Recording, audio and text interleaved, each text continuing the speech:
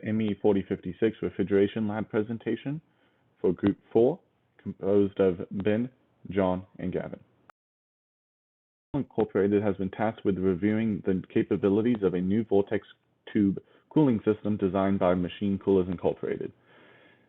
Bedell Incorporated has been tasked with characterizing the compressor capabilities on its ability to generate a system pressure for a variety of motor voltages, characterized in addition to characterizing the vortex tube and measuring the outlet temperature and mass flow rates versus a variety of system pressures, in addition to characterizing the heat transfer of the system, including the heat rejection to the working fluid, the steady state conduction through the installation, in addition to this transient response of the thermal load.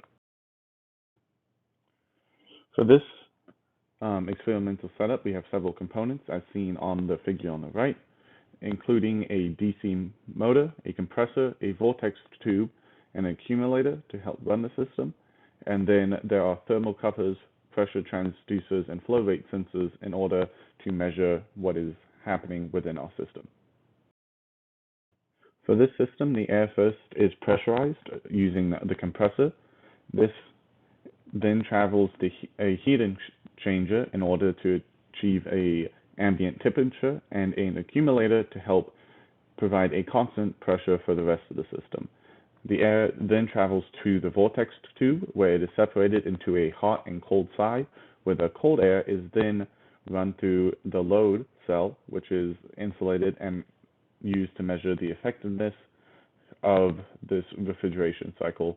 Finally, the air exits through a cold and hot mass flow sensor. Below are several governing equations used to characterize the system and several key assumptions used to create these theoretical models for the system. In the first part of the experiment, we will model the steady state response of the system and calculate an experimental R insulation value. In the second part of the experiment, we'll then model the transient response of the system using R found values in the such as R insulation. This slide demonstrates the installation characterization used to find the theoretical R value of the insulation. The insulation was modeled covering all sides of the block except for the top. However, we assumed that the only conduction is happening through the insulation. This slide shows the method in which the experimental R insulation value was determined, in which we are able to use sensor data from each test at each different voltage to calculate the R insulation value. Before collecting data, we must calibrate all of our temperature and pressure sensors. We do this by taking sensor values with the compressor off. In this state, we would expect that all of these values should be equal to ambient temperature and pressure. So if there's any deviations from the ambient values, we can take the difference between the ambient and the sensor reading to obtain the sensor offset. And then we can use these offsets to adjust the temperature readings to get the true value. The first goal of the first week of experimentation is to establish a relationship between the motor voltage and our system pressure. We find that there is a strong linear relationship with a R squared of 0.987 between P3 and the voltage of the motor. P3 being the pressure at the exit of the accumulator and the inlet of the vortex tube, and V motor being the voltage input to the motor which drives our compressor. We also find that there's a gain of approximately 217 kilopascals per volt going into the motor. When we characterize the outlet temperature on either side of the vortex tube with increasing system pressure, we find that the temperature at the cold outlet decreases with increasing pressure, while the temperature at the hot outlet increases with increasing pressure. In the case of the hot outlet, we see that there's a linear relationship between pressure and temperature with a fairly high R squared close to 1. However, on the cold side, it is clearly nonlinear with temperature values leveling off at higher pressures.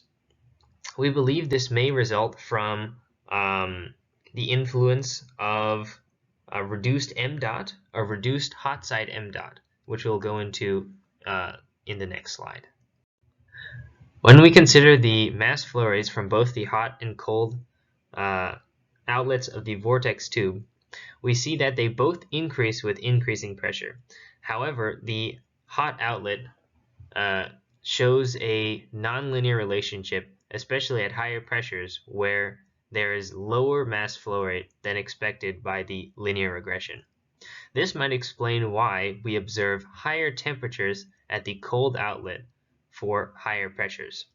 Because if we assume that the internal energy of the air entering the vortex tube must equal the combined internal energy of both streams of gas leaving the vortex tube, that means that the change in internal energy for the hot stream must equal the change in internal energy for the cold stream. And this is modeled by the equation on the bottom of the slide. On the right-hand side of the equation, if the mass flow rate of the hot side decreases, we would then expect an increase in the temperature of the cold gas to compensate for this change. Finally, for our experimentally determined insulation resistance, as derived from the formulas for Q ambient and Q air, we found values of our insulation to be 3.6 to range from 3.6 to 9.1 Kelvin per watt. When we compare these values to the theoretically determined R insulation by measurement of the thickness, we find that all of these values fall below the theoretical. This indicates that there's less effective resistance than expected, and there may be alternative paths of heat transfer to the load. This slide demonstrates the uncertainty analysis that was used to calculate the uncertainty for the Q dot ambient values and also the R insulation values.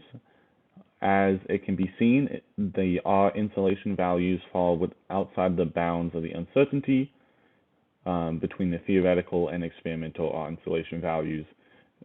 This indicates that there's something in the model that is not accounted for, which is most likely due to the top surface of the load being exposed to open air and not having any insulation around it. From this first part of the experiment, we are able to determine that the compressor is capable of pressurizing the accumulator over the operating range through a linear behavior. The vortex tube cold outlet temperature is limited at higher pressures, and hot outlet mass flow rate is limited at higher pressures. Additionally, the insulation through the experimental R value was determined to be less than the theoretical. This is due to unaccounted parallel heat transfer path leading to a lower effective resistance. This is especially due to the uninsulated top face in which heat and energy can readily escape. For the next part of the experiment, we will first need to reestablish the sensor offsets, and then we'll be able to test this transient response of the system, first using the compressor at 40 psi and then the building air at 80 psi. We'll then numerically integrate to find Q ambient using the experimentally derived insulation values from the first part of the experiment. We will then also be able to numerically integrate to find Q air and also calculate Q load. We will then be able to find if there's any discrepancy in Q in our model to see if there are any components that are not accounted for currently in the model. After the next part of this experiment, we'll be able to model the system's response both in steady state and in transient. We'll also be able to model the validity of our assumptions and predict performance with heat generation. Finally, we'll be able to evaluate the overall system capability and suggest further improvements to the cooling system.